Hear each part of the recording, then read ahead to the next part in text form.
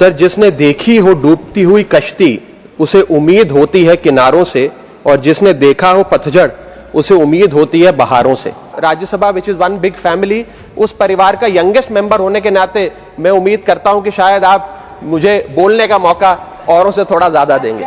For years, Raghav Chadha was among the most recognizable faces of the Aam Aadmi Party. Sharp on TV debates. Mr. Goswami, we're a small political party. We run a small administration in Delhi. And who are we to compete with the BJP? Articulate in policy. इस देश का middle class कमर तोड़ मेहनत करता है, लेकिन इस मेहनत के बावजूद मिडिल क्लास गरीब हो रहा है, अमीर नहीं हो रहा। जितने डेटा का पैसा हमसे लिया जाता है उतना डेटा हमें यूज करने दिया जाए, वो एक्सपायर ना हो। ये हमारे मेहनत के पैसे से खरीदा गया डेटा है। And widely seen as part of the party's next generation leadership. Now, however, the party has removed him as its deputy leader in the Rajya Sabha.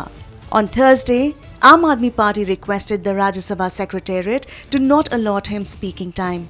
This was his last speech in the House. Sir, I demand in this August House to make paternity leave a legal right in India. The latest move has triggered a question that's hard to ignore. What changed?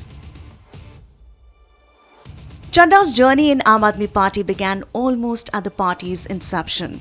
Encouraged by Arvind Kejriwal, he worked on drafting the Delhi Lokpal Bill in 2012, his first brush with politics. From there, his ascent was swift. कुछ लोग होते हैं जो पद की वजह से पहचाने जाते हैं, और कुछ लोग ऐसे भी होते हैं जो पद को पहचान देकर चले जाते हैं। He emerged as Aam Aadmi Party's TV face, becoming one of its youngest national spokespersons at a time when the party was aggressively shaping its public narrative.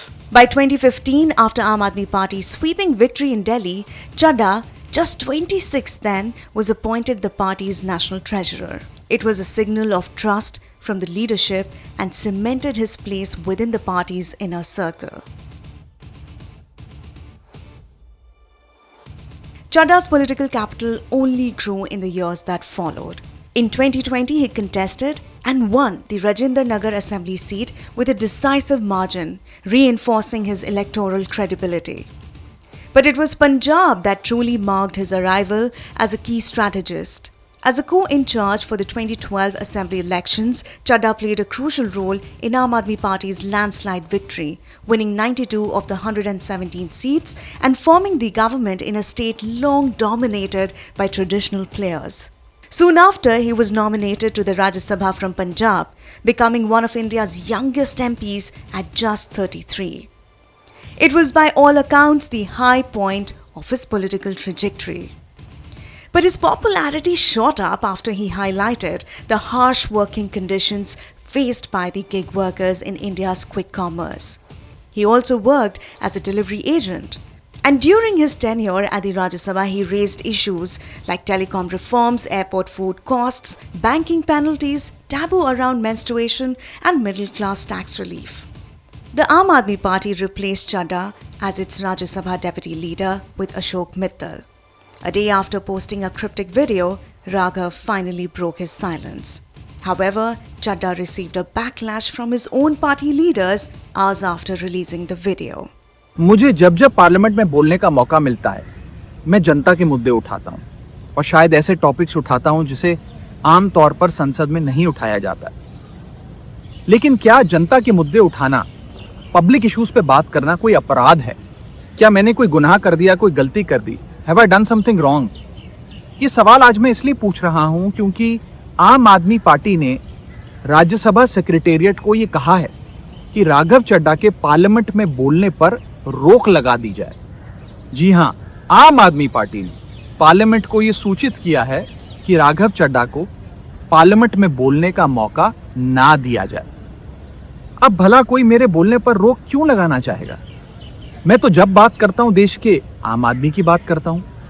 Airport पर मिल रहे महंगे खाने की बात रखी, जोमैटो ब्लिंकिट के डिलीवरी राइडर्स की problem रखी, खाने में मिलावट का मुद्दा उठाया, टोल प्लाजा लूट से लेकर बैंक चार्जेस लूट की बात करी, यहाँ तक कि मिडिल क्लास पे टैक्स के बोझ से लेकर कंटेंट क्रिएटर्स पर स्ट्राइक क्यों करी जाती है, टेलीकॉम कंपनियां कैसे 12 महीने में 13 बार हमसे रिचार्ज कराती हैं, डेटा रोल ओवर नहीं देती हैं, रिचार्ज खत्म होने के बाद इनकमिंग रोक देती हैं। तमाम इश्यूज मैंने सदन में उठाए और ये मुद्दे उठाने के बाद देश के आम आदमी का तो फायदा हुआ, लेकिन इससे आम आदमी पार्टी का क्या नुकसान हुआ?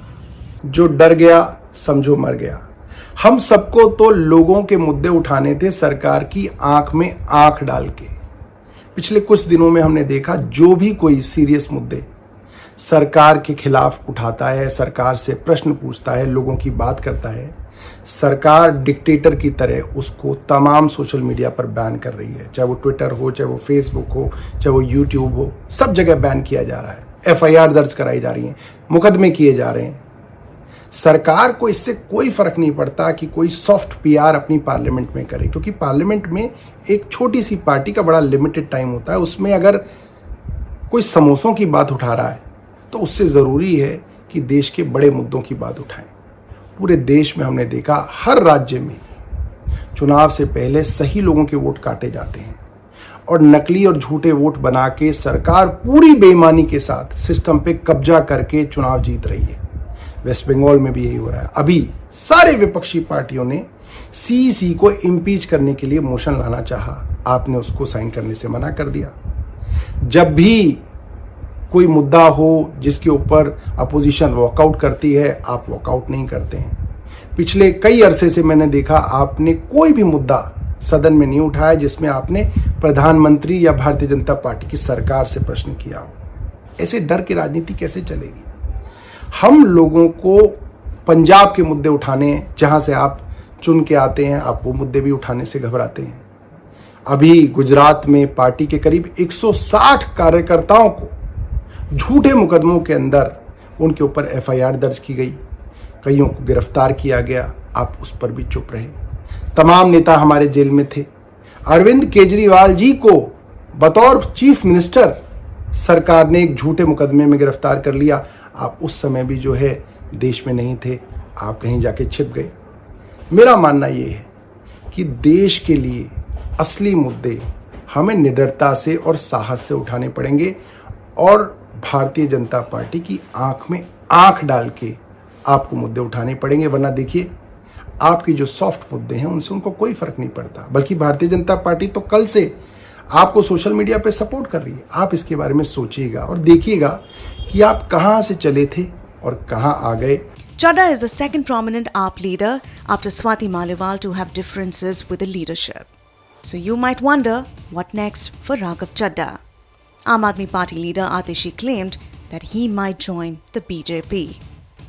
The big question is, will he?